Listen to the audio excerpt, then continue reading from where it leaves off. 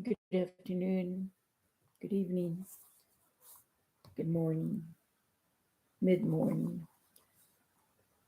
The Miracle of Mindfulness, Thich Nhat Hanh, creator of mindfulness as it is known nowadays. Chapter 6, The Almond Tree in Your Front Yard. 6a, look at the cypress tree. I've spoken about the contemplation on interdependence. Of course, all the methods in the search for truth should be looked on as means rather than as ends in themselves or as absolute truth. The meditation on interdependence is intended to remove the false barriers of discrimination so that we can enter into the universal harmony of life. It is not intended to produce a philosophical system, a philosophy of interdependence. No. Hermann Hesse, in his novel Siddhartha, did not yet see this, and so his Siddhartha speaks about the philosophy of interdependence in words which strike us as somewhat naive. The author offers us a picture of interdependence in which everything is interrelated, a system in which no fault can be found. Everything must be fit into the foolproof system of mutual dependence, a system in which we cannot consider the problem of liberation in this world.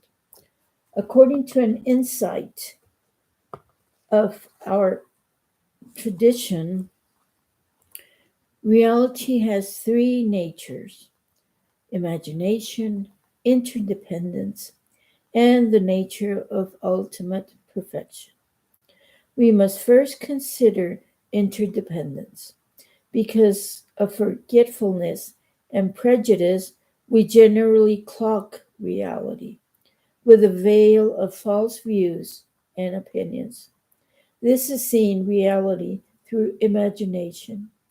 Imagination is an illusion of reality, which conceives of reality as an assembly of small pieces of separate entities and selves. In order to break through, the practitioner meditates on the nature of interdependence or the interrelatedness of phenomena in the processes of creation and destruction. The consideration is a way of contemplation, not the basis of a philosophic doctrine. If we cling merely to a system of concepts, we only become stuck. The meditation on interdependence is to help us penetrate reality in order to be one with it, not to become caught up in philosophical opinion or meditation methods. The raft is used to cross the river. It isn't to be carried around on your shoulders. The finger which points at the moon isn't the moon itself. Finally, we proceed to the nature of ultimate perfection. Reality freed from all false views produced by the imagination. Reality is reality. It transcends every concept. There is no concept which can also adequately describe it, not even the concept of interdependence.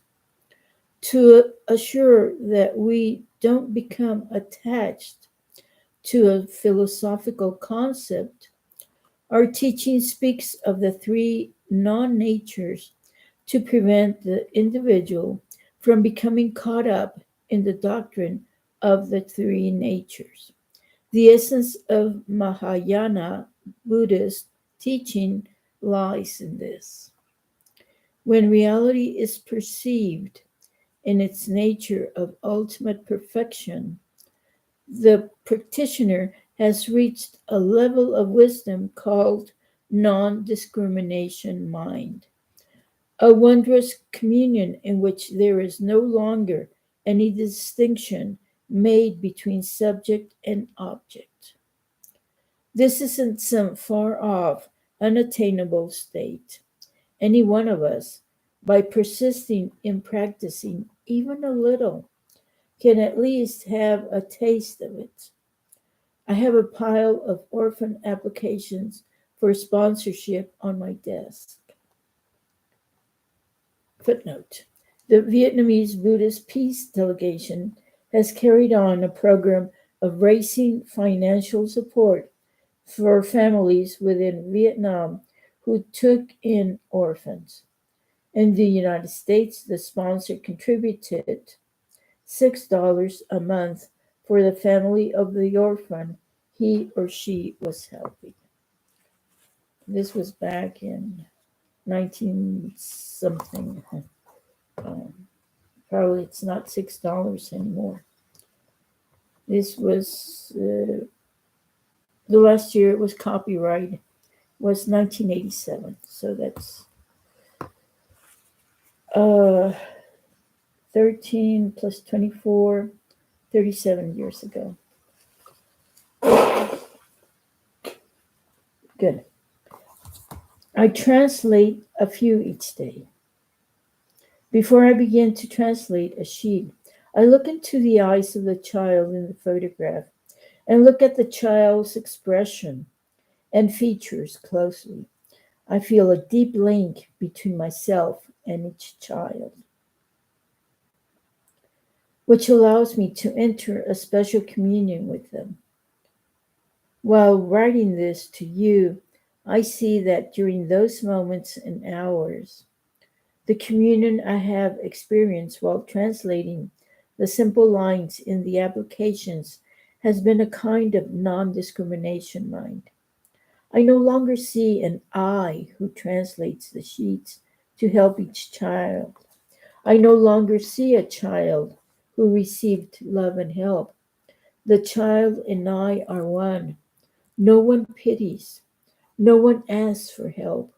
No one helps. There is no task, no social work to be done, no compassion, no special wisdom. There are moments of non discrimination mind, and these are one of those. When reality is experienced in its nature of ultimate perfection, an almond tree that may be in your front yard reveals its nature in perfect wholeness. The almond tree is itself truth, reality, your own self.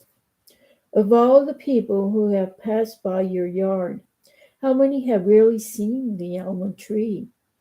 The heart of an artist may be more sensitive. Hopefully, this person will be able to see the tree in a deeper way than many others because of a more open heart. A certain communion already exists between the artist and the tree. What counts is your own heart.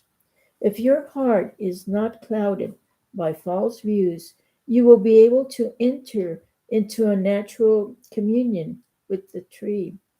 The almond tree will be ready to reveal itself to you in complete wholeness. To see the almond tree is to see the way. One Zen master, when asked to explain the wonder of reality, pointed to a cypress tree and said, "Look at the cypress tree over there." When asked to explain the wonder of reality, he said, "Look at the cypress tree over there." Thank you. We'll continue with another part of chapter 6 later on. Thank you very much. Let's look at the cypress tree. Let's look at the other person. Thank you. let's look at ourselves. Thank you.